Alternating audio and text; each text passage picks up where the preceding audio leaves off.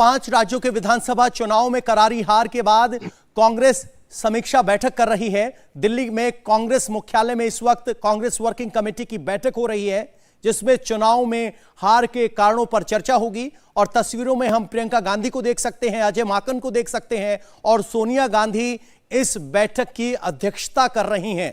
तो अब कांग्रेस ने तुरंत बैठक बुलाई है।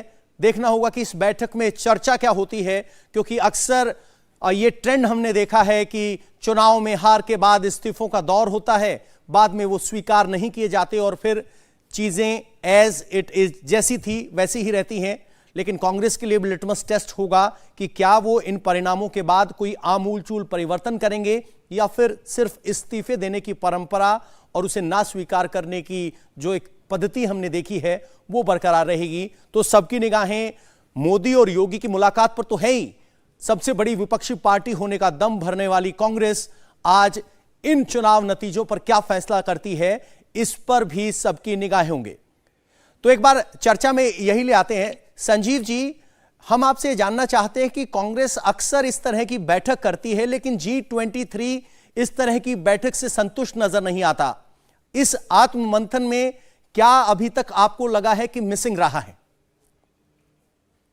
देखिए, जो सबसे खास चीज मिसिंग रही है वो ये है कि कांग्रेस पार्टी को आगे क्या रास्ता अख्तियार करना है, किस तरह की नीतियों पे चुनाव लड़ने, क्या मुद्दे उठाने और उनको जनता के पास किस तरह तक पहुंचाना है, ये सबसे उनकी बड़ी चुनौती है। नेता चाहे एक्स हो, चाहे वाई हो, चाहे जेड हो, राहुल गांधी नेता रहते हैं, कोई और नेता बन जाएगा तो उससे फर्क नहीं पड़ेगा। मेन बात यह है कि कांग्रेस पार्टी 2014 के बाद से लगातार, और एक्चुअली में तो आप देखिए तो उससे पहले भी 206 सीट थी 2009 में और 141 से ऐसे कुछ सीट थी 2004 में। तो कांग्रेस के पास एक नैरेटिव, एक निश्चित मत की कमी है जिसको लेके वो मतदाता के सामने जाए। हम इस चीज के लिए खड़े हैं, ये हमारी सोच है, ये हम चाहते हैं, ये हम करेंगे और ये हम अभी नहीं हो रहा है। अभी कांग्रेस की ट्रेजेडी ये है, जो ज्यादातर विपक्षी पार्टियों की है, कि वो एक कोई पॉजिटिव नैरेटिव नहीं दे पाते। आप लगातार मोदी जी की आलोचना कीजिए और मोदी जी और बीजेपी की सरकार में कोई ऐसी महान बात नहीं है कि उनकी आलोचना के बिंदु नहीं गिनवाए जा सकते। लेकिन खाली आलोचना नहीं, जो मतदाता है, जैसे आप पार्टी पंजाब में लेके गई तो वो एक उम्मीद लेके गई कि हम ये करेंगे, तो बदलाव के लिए लोगों ने वोट किया। कोई बात नहीं कर रहा ना बीजेपी जो भी कारण रहे, लेकिन 2 सीट पे सिमटी, 3 सीट पे सिमटी। तो अगर आप एक पॉजिटिव नैरेटिव, वो पार्टी को मंथन करना पड़ेगा, एक ऐसी सोच बनानी पड़ेगी कि हम किस चीज के लिए स्टैंड करते हैं और हम क्या कहेंगे मतदाताओं। उसमें राहुल गांधी रहे, प्रियंका गांधी रहे, ये मेरे ख्याल से कौन मुद्दे हैं। मेरा मानना है कि राहुल प्रियंका ठीक है, उनकी जिम्मेदारी है, सोनिया गांधी की जिम्मेदारी है, लेकिन उसकी जगह क्या कपिल सिब्बल कुछ कमाल कर देंगे, या चिदम्बरम साहब, या आनंद शर्मा जी, या for that matter even Sachin Pilot जो युवा नेता है, ऊर्जावान नेता है। लेकिन जब तक आपके पास एक निश्चित आइडियोलॉजी नहीं है, सोच नहीं है जिसको लेकर आप जनता के बीच में जाएंगे, तो आप क्या उखाड़ लेंगे। सोच नहीं है, आइडियोलॉजी नहीं है। हर्षवर्धन जी, एक सवाल आपसे यह बनता है कि जिस तरीके से हमने पिछली जो बैठकें देखी है, वो उसके हिसाब से हमेशा ये चर्चा ज्यादा रहती है कि कांग्रेस पे वर्चस्व किसका हो, गांधी परिवार का हो या गैर गांधी परिवार का। तो क्या कांग्रेस की जरूरत इस बात को लेकर है कि चुनाव कैसे लड़े?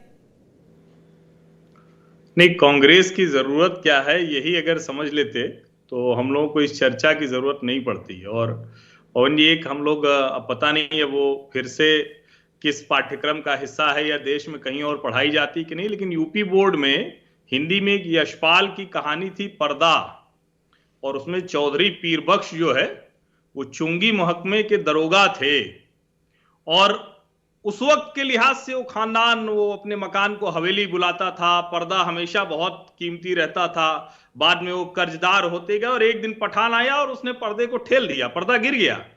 सब कुछ सामने आ गया कि उनके घर की महिलाएं तक अच्छे भले कपड़ों में नहीं थी। कांग्रेस पार्टी की दशा कुछ ऐसी ही है और उसको स्वीकारने को कांग्रेस का शीर्ष नेतृत्व तैयार नहीं है। आप पुरखों की विरासत को, उससे आप ऊर्जा ले सकते हैं, उससे आप आगे बढ़ सकते हैं, लेकिन उसी की बात करते हुए आप अगर सीडब्ल्यूसी की मीटिंग देखेंगे तो भारतीय जनता पार्टी से कहीं भी कमजोर मीटिंग नहीं दिखेगी। आपको लगेगा कि हाँ, ये एक राष्ट्रीय पार्टी की मीटिंग हो रही है। लेकिन जब आप कार्यकर्ता की बात करेंगे, जब आप नेतृत्व की बात करेंगे, जब आप कार्यक्रम की बात करेंगे, जब आप इंगेजमेंट की बात करेंगे तो वो कहीं नजर नहीं आता। फिर चाहे यानी विरोधी नेता दल तो हो, है कांग्रेस के वो पास, अपना वाला हो, कार्यकर्ता सब नहीं। वैसे ही। हर्षवर्धन जी कह रहे हैं कि जमीन पर कार्यकर्ता नहीं है। वापस लौटते हैं उस बात पर कि आखिर योगी सरकार की कैबिनेट कैसी होगी। हम राजीव जी से बात कर रहे थे। राजीव जी कह रहे हैं कि हम जात पात नहीं, प्रतिनिधित्व जरूर देंगे सबको। संजीव जी, हम आपसे समझ लेते हैं, एक उप मुख्यमंत्री चुनाव हार गए, वो एक वर्ग का प्रतिनिधित्व करते हैं। बहुत से ऐसे मंत्री जो छोड़कर गए थे बीजेपी को, वो भी चुनाव हार गए। लगभग 15 बर्थ खाली हुई हैं। तो क्या अब बीजेपी की कोशिश ये होगी कि उन सब वर्गों से बीजेपी के नेताओं का कद बढ़ाया जाए ताकि उन्हें बाहर से ठेकेदारी करने वाले नेताओं की जरूरत ना पड़े? देखिए, चुनाव हार गए और जीत गए ये मुद्दा उतना बड़ा नहीं है। अरुण जेटली जी चुनाव हार गए थे अमृतसर से, और उसके बाद उनको वित्त और रक्षा मंत्रालय दिया गया। तो आदमी की पहचान, आदमी की कद्र, उसकी लॉन्ग टर्म संभावनाएं, उसका विगत का कंट्रीब्यूशन, ये सब चीजें ज्यादा है। एक चुनाव तो कोई भी हार जीत सकता है। इनफैक्ट जेटली जी तो बहुत कम लोकसभा के चुनाव जीत पाए उस तरह से, लेकिन उनमें एक बुद्धिमत्ता थी, उनका एक सोच था, उनकी एक रणनीतिकार की तरह से पहचान थी। तो चाहे वो पुष्कर धामी है, चाहे केशव मौर्य है, अब उनका आकलन, उनकी क्षमताओं का आकलन, उनके कार्य कौशल का आकलन ये करना मेरा और आपका काम नहीं है, तो पार्टी का पार्लियामेंट्री बोर्ड करेगा। तो मैं नहीं मानता कि हार जीत एकदम निर्णायक बात है। आज पंजाब में अगर सभी जने हार गए आपके नेताओं के सिवा, अगर जो 84 का इलेक्शन था उसमें सभी जने हार गए थे, इंदिरा गांधी के हत्या के बाद जो सिंपैथी वेव खड़ी हुई थी, तो अगर उन सब का हमेशा के लिए पत्ता कट जाता तो भारतीय राजनीति की तस्वीर क्या होती? तो वो बात नहीं है। आपको अल्टीमेटली कंट्रीब्यूशन देखना पड़ेगा, उनकी क्षमता देखनी पड़ेगी। और जैसे हम पहले बात कर रहे थे कि अलग अलग, अल्टीमेटली तो ये पॉलिटिक्स है, राजनीति है, जनता की सेवा उसका एक लक्ष्य हो सकता है, लेकिन घूम फिर के सबसे बड़ा लक्ष्य तो राजनीतिक दल का हमेशा चुनाव जीतना ही रहेगा। तो उसके नजर में कौन सा दल, कौन सी टीम सबसे बेहतर एग्जीक्यूट कर पाएगी जमीन पर आपके कार्यक्रम, वो चुने जाएंगे। बिल्कुल बिल्कुल। कल प्रधानमंत्री नरेंद्र मोदी भी गुजरात में कह रहे थे कि एक हार अंतिम नहीं हो सकती और एक जीत स्थायी नहीं हो सकती।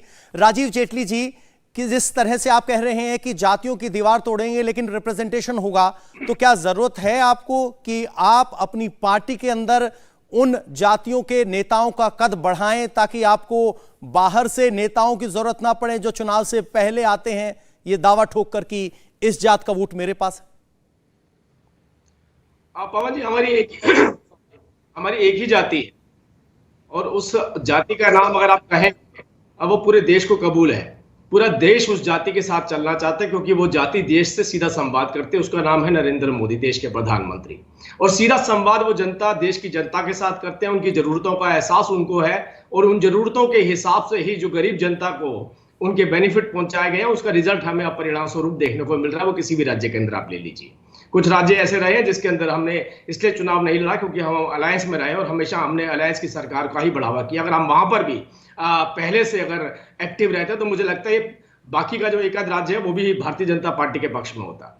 और मैं कह रहा हूं कि देश की जनता इन बातों से बहुत बार जा चुकी है। ये जातियों के आधार पे बंटवारे जो है ना, ये राजनीतिक सर्वाइवल लोगों के रहे हैं लगभग 50-60 साल तक। इंडिया टीवी हर वक्त हर जगह डाउनलोड करने के लिए सर्च करें India TV news Google play store या ऐप स्टोर पर।